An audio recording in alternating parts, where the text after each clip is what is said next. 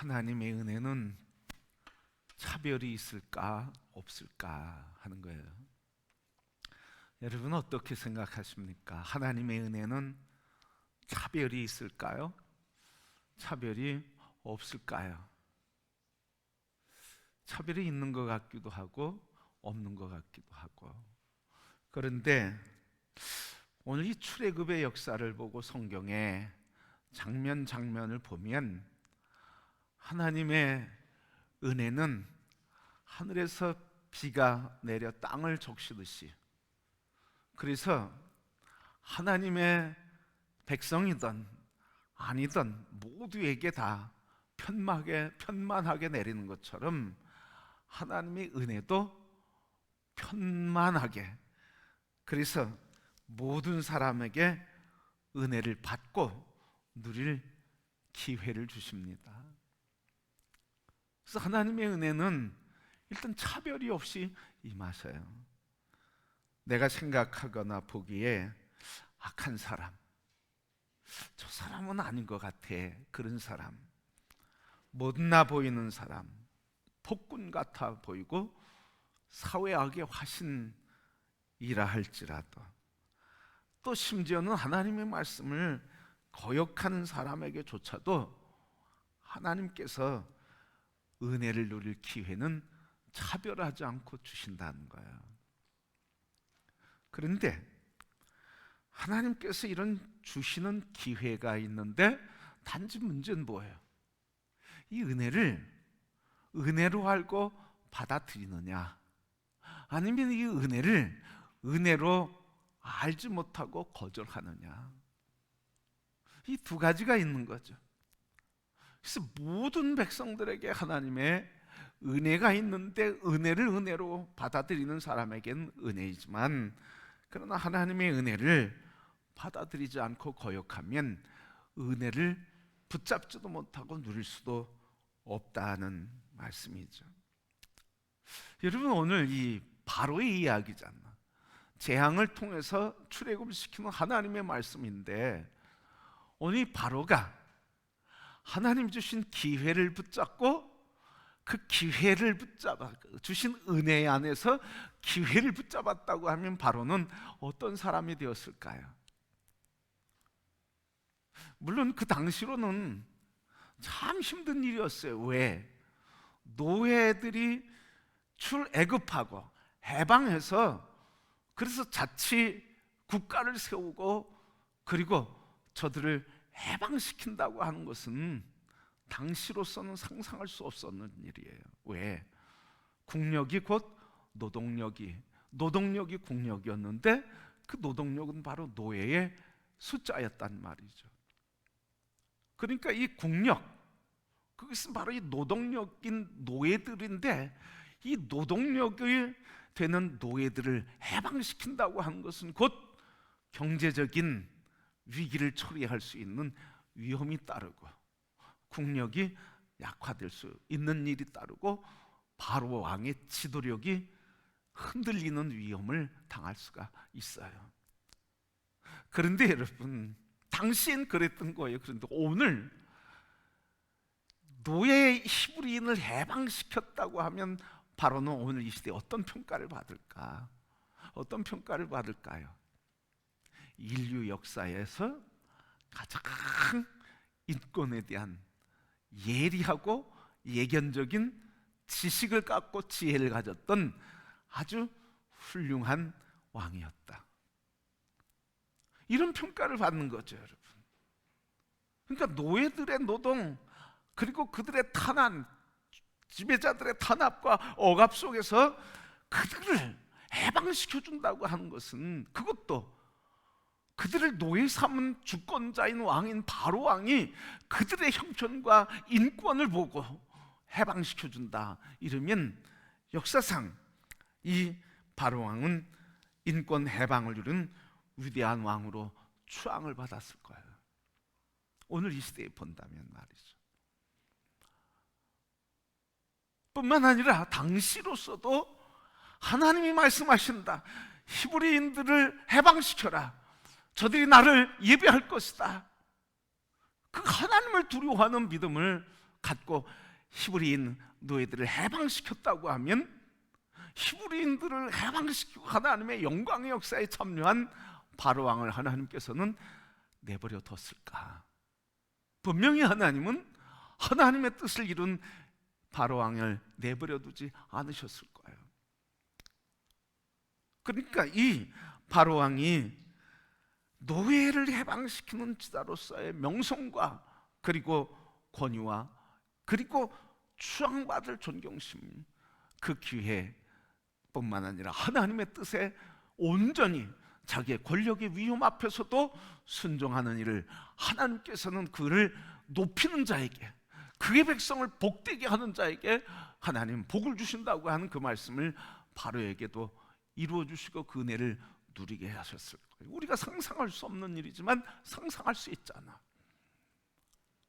자, 그런데 이 은혜를 누릴 기회에 누구의 내가 열려져 있고 이 바로에게도 은혜를 누릴 기회가 있었는데, 근데 이 은혜를 붙잡지 못했다는 거예요. 은혜를 놓쳤다고 하는 말이죠. 이 은혜를 붙잡았던 사람들은 어땠어요? 이 하나님의 사랑과 은혜 안에 있었던 사람들은 보호와 구별함을 받았거든요. 자, 여러분, 우리에게 다 하나님의 은혜를 주시고 은혜를 누릴 기회를 주시는데, 기회는 모두에게 있지만 기회는 제한되어 있다는 거예요. 시간이 제한되어 있다는 거예요. 오늘 말씀에도 보면 5절에 여호와께서 기한을 정하여 이르되 여호와가 내일 이 땅에서 이 일을 행하리라 하시더니, 여호와께서 이 히브리인들을 제외하고 애굽 땅에 가축의 죽음의 재앙을 내리는데 그것이 바로 기한이 정해져 있다는 거예요. 은혜를 받을 기한이 정해져 있다는 거예요. 여러분, 하나님은 끊임없이 참으시지만 그 끝은 있다고 하는 것을 우리에게 가르쳐줘요. 그러기에 그 기회가 있을 때 은혜를 붙들고 돌이키고 회개하는 자가 복이 있는 사람입니다. 여러분, 그러면 바로 왕은 왜 은혜의 기회를 놓쳤을까요? 왜 바로 왕은 놓쳤을까요? 7절 말씀에 보면, 마지막 절 말씀 보면 우리 다시 한번 볼까요? 그 말씀에 이렇게 기록해 있어요. 같이 읽어보겠습니다. 바로가 사람을 보내어 본즉 이스라엘의 가축은 하나도 죽지 아니하였더라.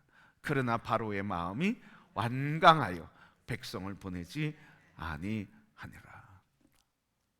여러분, 이 재앙이 계속되는데 이 재앙에 계속되는 속에서 바로 왕이 계속 재앙을 받고 재앙 속에 빠지는 한 가지 이유가 있는데, 그게 뭐예요? 계속 재앙이 임할 때마다 하나님의 뜻을 붙들기보다는 어때요? 계속 반복되는 말이 있죠? 마음이 완강하여, 마음이 강팍하여져요, 마음이 교만해졌다, 그렇게 말하고 있어요. 그러니까 바로 왕이 은혜의 기회를 놓친 건 뭐 때문에? 뭐 때문에? 마음의 강팍함 때문이라고 하는 것을 말해 주고 있어요. 여러분, 바로 왕은 이렇게 마음이 강팍해졌어요. 그래서 마음이 강팍해지면 하나님 말씀 들리질 않는 거예요, 여러분. 그런데 바로 왕이 왜 마음이 강팍해졌을까 하는 거예요. 여러분, 바로는 왜 마음이 강팍해졌을까요? 첫 번째는 하나님을 두려워하지 않았어요. 모세와 아론이 바로 왕에 가서 히브리인의 하나님이 우리에게 말씀하셨다, 우리로 하여금 사흘 길 가서 하나님을 예배하라고 하신다, 우리를 내보내라, 이랬더니 바로 왕의 첫 마디가 뭐예요? 히브리인의 왕? 그가 누구냐? 나는 모른다. 그러니까 이 바로 왕은 하나님을 두려워하지 않았다는 거예요. 하나님을 두려워하지 않으니까, 하나님이 누군지도 모르고 하나님을 두려워하지 않으니까 는 하나님의 말씀도 두려워하지를 않는 거예요. 그러니까 하나님 무시하는 거죠. 여러분, 따라봅시다. 하나님 말씀 무시하면 하나님을 무시하는 거다. 우리가 이 말씀을 그리스도인으로서 우리 자신들에게 돌려줘야 할 말씀이에요. 우리 각자에게 하나님 말씀 무시하는 것은 하나님을 무시하는 것. 하나님 말씀을 존귀히 여기는 것은 하나님을 경외하는 거다. 그래서 하나님 말씀 앞에서 우리가 두렵고 떨림으로 겸손히 주님, 오늘도 한 말씀에 붙들리게 하옵소서. 이 시간에 이 말씀의 고백, 한 말씀 이 시간 나를 사로잡아 주옵소서. 이 고백이 우리의 고백이 되기를 축복합니다. 그래서 늘 우리에게 시간마다 은혜를 주시는데, 이 시간 예배 드리고 돌아가는 우리의 마음이 빈 마음처럼 돌아가는 것처럼 하나님에게 아픔이 없을 것 같아요. 여러분, 우리의 마음에 한 말씀 들려주옵소서. 하나님 말씀이 들려지기를 소망하며 하나님을 앙망하여 바라보는 자에게 하나님은 반드시, 하나님을 경외하고 말씀을 사모하는 자에게 한 말씀 가르쳐 주시고 그 말씀에 능력과 지혜와 은혜를 허락해 주실 것입니다. 이 시간에 우리 모든 심령 속에 한 말씀 들려주옵소서. 여러분의 고백이 되기를 소원합니다. 한 말씀. 이 바로왕이 하나님의 은혜를 잃어버리고 은혜의 기회를 놓친 건 뭐 때문에? 하나님을 두려워하지 않고 말씀을 두려워하지 않고 무시했기 때문에 그래요. 그래서 하나님을 두려워하지 않는 것은 곧 하나님 말씀을 무시하는 거고, 하나님 말씀을 경홀히 여기는 것은 곧 하나님을 무시하고 경홀히 여기는 것이다. 그러기에 오늘 우리가 예배 시간이든 개인적으로 성경을 펼치고 읽고 묵상하던 하나님의 한 말씀 들려지기를 소망하며 하나님을 경외하게 될 때 하나님이 우리에게 은혜로 주신 것을 보게 하시고 붙들게 하시고 누리게 하실 은혜를 허락해 주실 것입니다. 이렇게 첫 번째 이 바로왕은 하나님을 무서워하지 않았어. 두 번째, 바로왕이 마음이 강팍해졌던 이유 중에 하나는 바로왕이 자기의 사람을 믿었어요.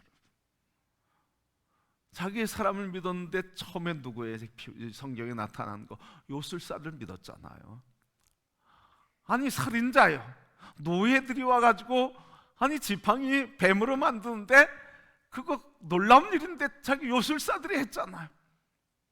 물이 피로 바꿔가지게 하는데 자기의 요술사들이 했잖아요.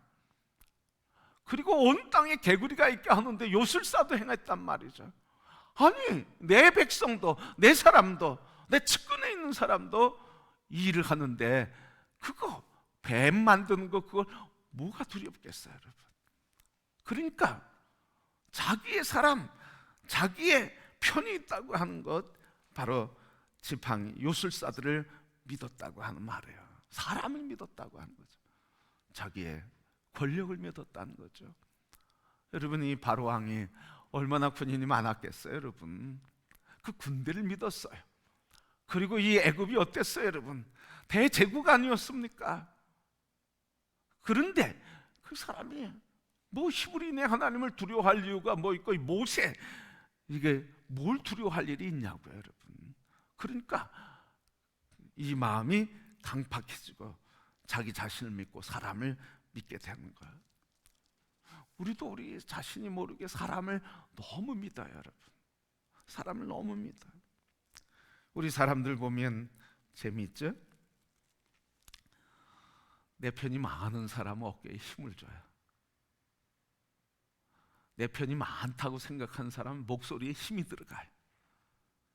내 편이 많다고 생각하는 사람은요, 그 힘 가지고 힘을 자랑하고 힘을 쓰려고 그래요, 여러분. 그게 사람의 사는 사회의 생리더라고요. 힘이 있다고 생각하고 내 편이 많다 그러면 그거 가지고 힘 쓰려고 그래. 그게 권세인 것처럼 생각해. 여러분, 바로왕이 그래서 하나님 경외하지 않았어요. 오늘 우리도 여러분, 사람을 믿고 사람의 숫자를 믿고 내 편을 믿고 권력을 믿고 지식을 믿는 사람들, 힘을 의지하는 사람들은 하나님이 보이지 않는 거예요. 우리가 기도해야 될 것은 바로 이런 기도 아닐까요? 하나님, 오늘 이 대한민국에 온 백성들이 하나님을 두려워하게 해 주옵소서. 다 사람 힘에 의지하고 다 움직이잖아요. 여러분, 요즘 우리가 뉴스를 통해서 많이 보잖아요. 힘 있는 곳으로 막 사람들이 움직이잖아요. 힘이 있을 때 쫓아가고 힘이 없어지니까 힘 있을 때 놔뒀던 게 다 드러나잖아요. 여러분, 뭐예요? 힘을 쫓아간다는 거예요. 힘이 있을 땐 교만해져요. 여러분, 힘이 있을 때는 자기 힘 가지고 뭔가 강제로 힘을 가지고 뭘 해보려고 그래. 그런데 여러분, 힘을 의지하면 바로 이렇게 마음이 강팍해진다고 하는 것을 우리 꼭 기억해야 돼요. 세 번째 뭡니까? 바로 왕이 왜 마음이 강팍해졌을까? 자존심 때문에 그랬어요. 자존심. 지금 누구를 상대하고 있어요? 바로 왕이 모세 살인자를 상대하고 있어요. 지금 누구를 상대하고 있어요? 아론, 노예들을 상대하고 있단 말이에요, 여러분. 아니, 자기 수하에서 지금 조종당하고 지배당하고 통치당하는 노예들이 와가지고, 그리고 살인자가 와가지고 한마디 한마디 하는데 바로 왕이 여러분 자존심 상하는 거죠. 그들을 제거할 수 없으면서도 자존심 상한 거예요. 노예된 백성들이 와서 히브리인이 누구냐, 모세가 누구냐, 하나님이 누구냐 하면서 자존심 상한 거예요. 그래서 자존심이 강하면 마음이 교만해지게 돼 있어요. 자존심이 강한 사람들 마음이 교만해지게 됐어요. 그래서 여러분 말씀 드리잖아요. 자존심이 강한 게 아니라 자존감이 강해야 돼. 하나님이 나를 사랑하시고 나를 기뻐하시고 나 같은 사람을 택하셔서 주님 나라와 영광을 위해 존귀하게 쓰임받게 하시고 영광을 위해 택한 존귀한 존재라고 하는 것, 나는 형편없는 사람이지만 하나님 나를 이렇게 존귀하게 하셨다고 하는 이 고백을 하는 게 자존감이에요. 그런데 자존심, 내 생각대로 움직여지지 않고 내 뜻대로 움직여지지 않고 나의 감정을 무시한다고 느끼는, 그래서 그것 때문에 아파하고 그것 때문에 속상하고 그것 때문에 여기서 불일 떠나고 그것 때문에 원수가 풀려고 하는 거, 그게 자존감이에요. 그래서 자존감이 자존심이에요. 자존심이 큰 사람은요 뭘 많이 받아? 자존심이 큰 사람은 뭘 많이 받아? 상처를 많이 받아요. 그리고 상처를 받지 않으려면 어떻게 해요? 자존심이 강한 사람은 상처를 많이 받아. 상처를 안 받기 위해서 어떻게 해? 자기가 강한 사람이 되는 거예요. 다른 사람을 무시하고 상처 주기 전에 상처를 주기는 오히려 자기가 상처를 주고 공격하고, 그래서 꼼짝하지 못하게 만드는 거예요. 그래서 하나님 앞에서 우리가 자존심이 아니라 자존감을 가져야 되는데, 이 바로는 자존심이 센 사람이었어. 자기에게 조금 불리하거나 마음이 불편하게 하거나 자기의 자아를 좀 건드려서 상처를 주거나 그리고 힘들게 하면 여기서 불을 지르나 자존심이 상했다는 거죠. 여러분, 오늘 이 바로는 자존심이 센 사람이었어요. 그러니까 마음이 강팍해지는 거예요. 우리 안에 자존심이 아니라 하나님 앞에서 자존감이 넘치게 되기를 주님의 이름으로 축복합니다. 그래서 그러면 우리 어떻게 하면 하나님께서 주신 은혜의 기회를 놓치지 않을 수 있을까? 야고보서 4장 6절 말씀 보니까 이렇게 말씀하셨어요. 그러나 더욱 큰 은혜를 주시나니 그러므로 일렀으되 하나님이 교만한 자를 물리치시고 겸손한 자에게는 은혜를 주신다 하였느니라. 또 베드로전서 5장 5절 말씀, 젊은 자들아 이와 같이 장로들에게 순종하고 다 서로 겸손으로 허리를 동이라. 하나님은 교만한 자를 대적하시되 겸손한 자들에게 은혜를 주시느니라. 그래서 은혜를 누리는 길은 다른 거 없어요. 하나님 앞에서 겸손해지는 거예요, 여러분. 겸손해지는 거예요. 그래서 마음이 겸비해지는 거예요. 그래서 예수님께서 말씀하시죠. 심령이 가난한 자, 마음이 청결한 자는 복이 있어서 하나님을 볼 것이요 그들이 천국을 볼 것이라고 말씀하셨어요. 마음이 가난하고 겸손한 자들이 하나님의 은혜를 누린다는 말씀이죠. 그래서 하나님 앞에 겸손해라, 이 말은 우리에게 하나님 나라를 맛보게 하는 비밀이에요, 여러분. 여러분, 우리가 하나님 나라를 맛보지 못하고 인간의 세계, 육의 세계에 인간의 안목의 정욕에 붙들려 사는 사람이 아니라 하나님의 나라를 맛보며 누리는 존귀한 자녀들입니다. 어떻게?